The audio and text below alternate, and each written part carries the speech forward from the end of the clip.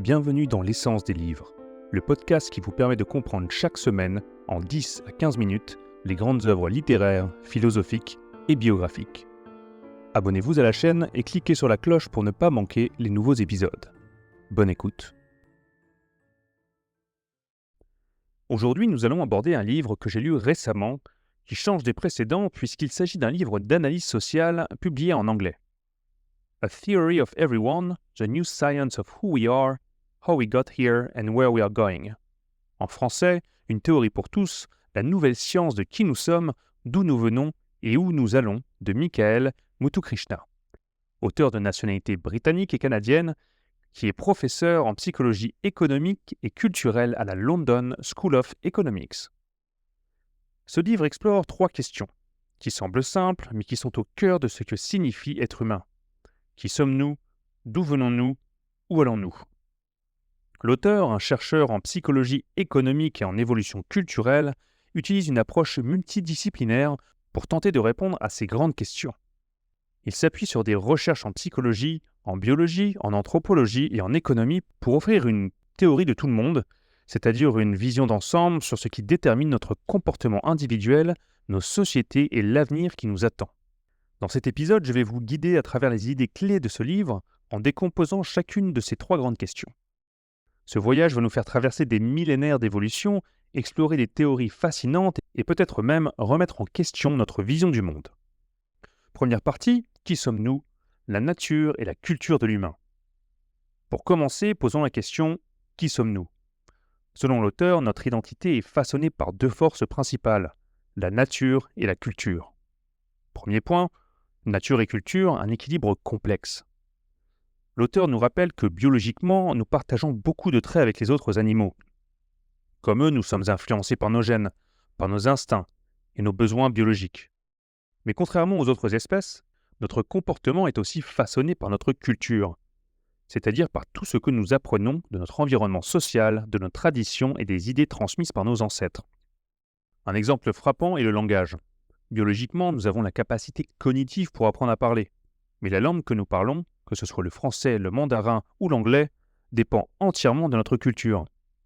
Notre culture va donc jusqu'à modeler la façon dont nous pensons et interprétons le monde.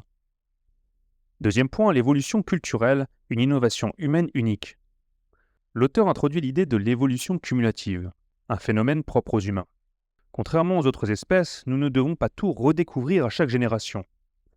Au lieu de ça, nous construisons sur les connaissances de ceux qui sont venus avant nous. Pensez aux outils que nous utilisons aujourd'hui. L'invention de la roue, par exemple, n'a pas été réinventée à chaque génération. Elle est passée de génération en génération, modifiée, améliorée, jusqu'à devenir une partie intégrante de notre quotidien. Muthukrishna donne l'exemple des chasseurs-cueilleurs. À première vue, leur mode de vie semble simple, mais ils possèdent des connaissances incroyablement détaillées sur la faune, la flore, les cycles naturels et les techniques de survie. Ces savoirs ne sont pas innés, ils sont le fruit de générations d'observations et de transmissions culturelles. C'est donc grâce à l'évolution culturelle que l'humanité a pu survivre dans des environnements aussi divers que les déserts, les jungles et les toundras. Troisième point, l'innovation collective. Une des idées centrales du livre est que les grandes découvertes et inventions ne sont pas l'œuvre de génies isolés, mais plutôt de l'accumulation de connaissances partagées. Même des figures emblématiques comme Einstein ou Newton ne travaillent pas dans le vide. Ils construisent sur les idées de ceux qui les ont précédés. Muthukrishna nous rappelle que l'innovation est le produit d'un effort collectif et accumulatif, un processus où chaque génération ajoute sa pierre à l'édifice. Ainsi, pour répondre à la question « Qui sommes-nous ?», l'auteur nous dit que nous sommes des êtres biologiquement humains, mais culturellement façonnés. Notre capacité unique à accumuler et transmettre la culture nous rend profondément différents des autres espèces. Mais cela nous mène à une question plus vaste. D'où venons-nous ? Pour comprendre comment les sociétés humaines se sont développées, l'auteur propose une analogie intéressante. Il compare les sociétés humaines à des super-organismes. Un super-organisme est une entité où chaque membre joue un rôle individuel, mais où l'ensemble a des propriétés qui dépassent la somme de ses parties. Les colonies de fourmis en sont un exemple. Chaque fourmi a une fonction spécifique, mais la colonie agit comme un seul organisme. L'auteur soutient que les sociétés humaines fonctionnent de la même manière. En tant qu'individus, nous poursuivons nos propres intérêts. Mais en nous organisant en groupe, nous créons des systèmes, comme les économies, les gouvernements ou les religions, qui sont plus que la somme de leurs parties. Ces systèmes influencent notre comportement et donnent naissance à des propriétés collectives, comme la stabilité sociale ou le développement économique. Deuxième point, la diversité culturelle comme réponse adaptative. Un point central du livre est que les différentes cultures sont le fruit de l'adaptation des groupes humains à leur environnement spécifique. Par exemple, les sociétés qui ont émergé dans des environnements hostiles, comme les déserts ou les montagnes, ont souvent développé des systèmes sociaux basés sur la solidarité et le partage pour survivre. En revanche, les sociétés dans des environnements plus stables et riches en ressources ont pu se permettre une organisation plus individualiste. Un des exemples fascinants que donne l'auteur est celui des sociétés insulaires du Pacifique. Certaines îles ont des ressources limitées, et les sociétés qui s'y sont développées ont des normes très strictes de coopération pour éviter le gaspillage. Ces normes culturelles sont une réponse directe aux contraintes environnementales. Troisième point, les institutions comme innovation culturelle. Muthukrishna voit les institutions, comme la démocratie, le capitalisme ou les religions, comme des outils culturels qui émergent pour résoudre des problèmes spécifiques. La démocratie, par exemple, est une manière de gérer pacifiquement le pouvoir dans des sociétés de grande taille où tout le monde ne peut pas se connaître personnellement. Ces institutions évoluent et s'adaptent aux défis de leur époque, tout comme les espèces évoluent biologiquement. Par exemple, le capitalisme industriel a émergé pour organiser la production et la distribution de biens dans des sociétés de plus en plus complexes. Mais aujourd'hui, ce système est confronté à de nouveaux défis, comme le changement climatique, qui pourrait nécessiter de nouvelles formes d'organisation économique. En fin de compte, notre histoire est celle d'une adaptation collective continue. Nos institutions et nos valeurs ne sont pas fixes. Elles sont en constante évolution pour répondre aux défis qui se présentent. Et cette évolution nous mène à la question suivante: où allons-nous? Dans la dernière partie du livre, Muthukrishna se penche sur l'avenir de l'humanité et sur les défis que nous allons devoir affronter ensemble. Premier point, les défis globaux et la nécessité de coopérer. Aujourd'hui, nous faisons face à des problèmes globaux sans précédent. Le changement climatique, les pandémies, les inégalités économiques et les tensions géopolitiques. L'auteur affirme que ces défis ne peuvent être résolus qu'à travers une coopération mondiale.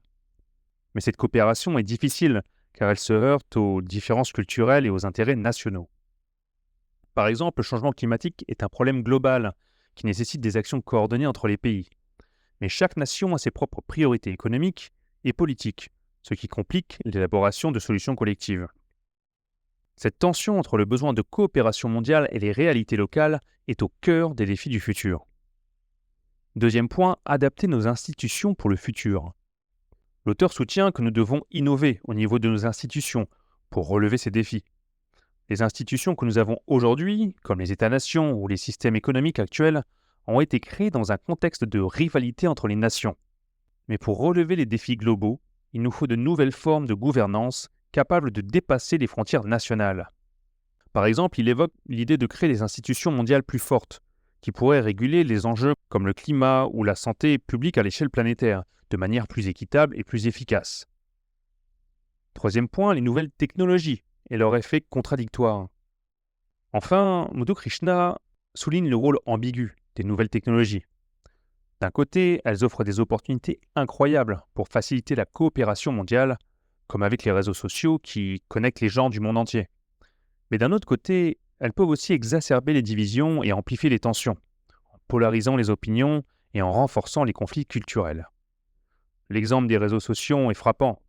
Alors qu'ils peuvent unir les gens autour de causes communes, ils sont aussi souvent utilisés pour manipuler l'information et attiser des conflits. L'auteur nous pousse donc à réfléchir à la manière dont nous utilisons ces technologies et à leur impact sur les sociétés. Alors, que retenir de A Theory of Everyone? L'auteur nous offre une perspective intégrée sur l'humanité en répondant aux questions: qui sommes-nous? D'où venons-nous? Où allons-nous?